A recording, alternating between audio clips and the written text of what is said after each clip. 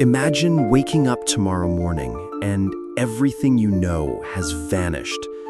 No electricity, no cities, no government, no books, no medicine, no music. You're alone, surrounded by wilderness, stripped of everything humanity has built over thousands of years. In that silence, one terrifying question echoes.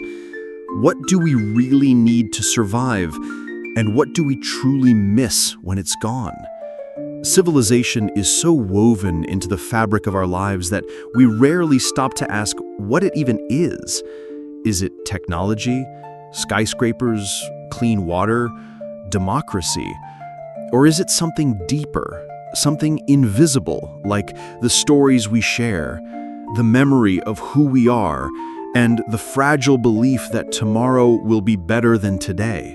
This is Mini History, and in this series, we retell the story of civilization, not as dry dates and names, but as a living journey, drawn from the monumental work of historian Will Durant and his wife, Ariel.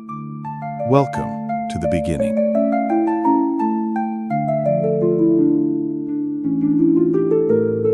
Will Durant, the historian who gave us the story of civilization, offered a definition that's elegant in its simplicity. Civilization is social order promoting cultural creation. In other words, civilization begins the moment chaos ends. It begins when people stop simply surviving and start shaping the world around them. When they plant rather than wander. When they speak in laws instead of fists. And when they record their dreams in symbols that can outlive their breath. A civilized society isn't just one that builds monuments or writes books. It's a society that remembers, that reflects, that hands down more than just tools. It hands down meaning. Civilization is memory plus imagination, stability plus hope. It's not just about what we make, it's about what we choose to keep alive.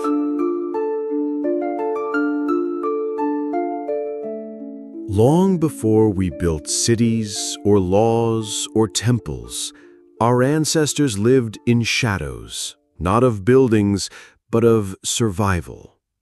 They crouched in caves and forests, always alert to the growl of predators, the roar of storms, the sting of hunger. There were no books, no kings, no history, only the fire, the dark, and the questions.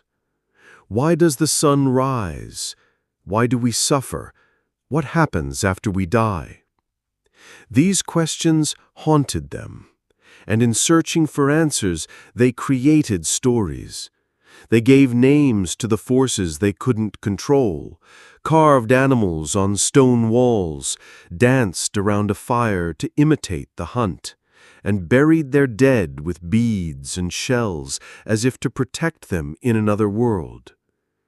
These weren't just rituals. They were the earliest attempts to make sense of a world that felt vast and terrifying.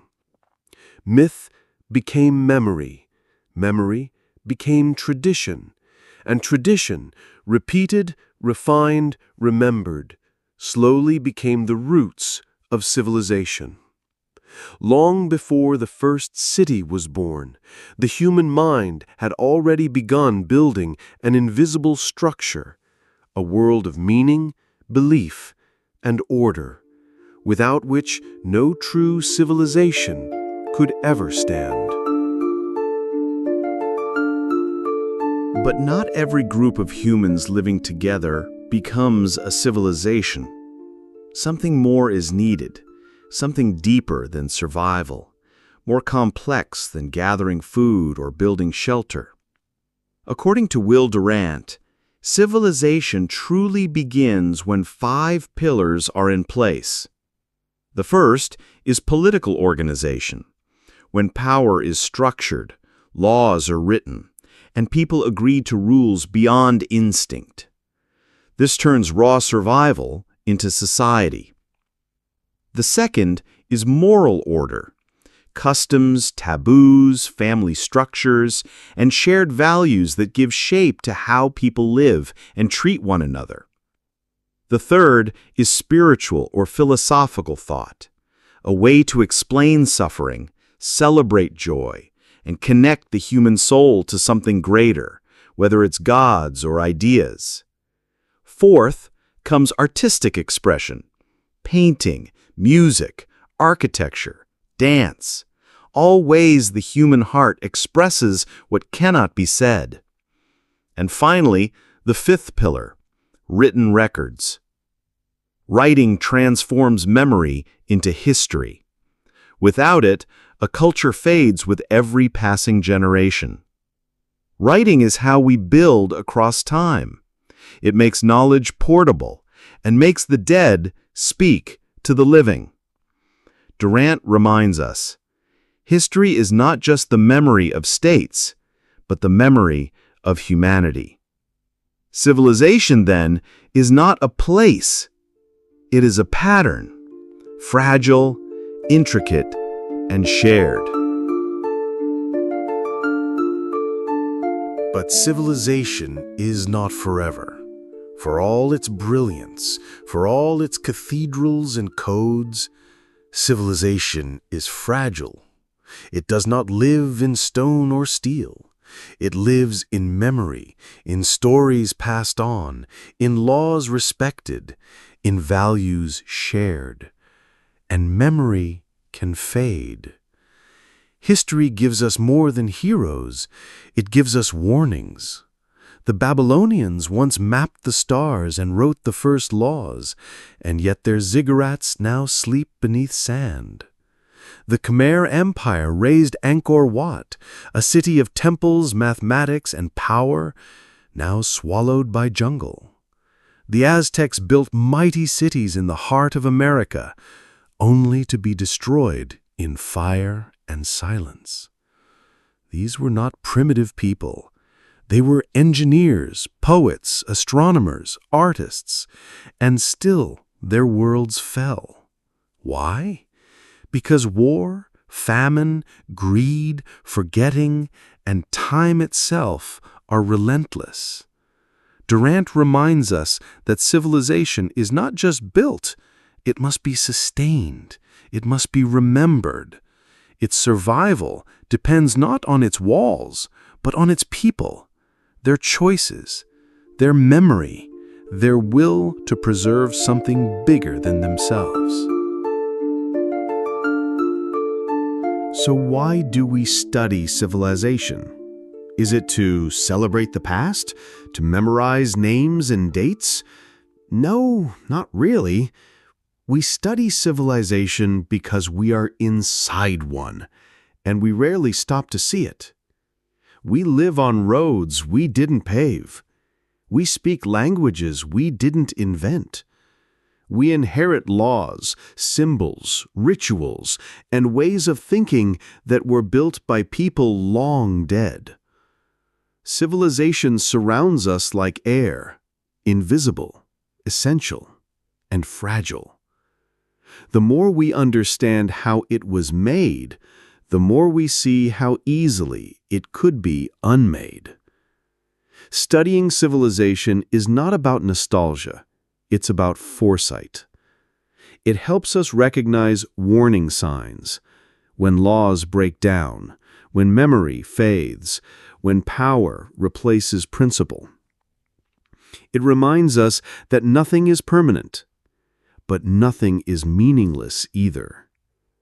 Even the ruins whisper, even the ashes teach, and every story, even a fallen one, leaves behind a map for the future.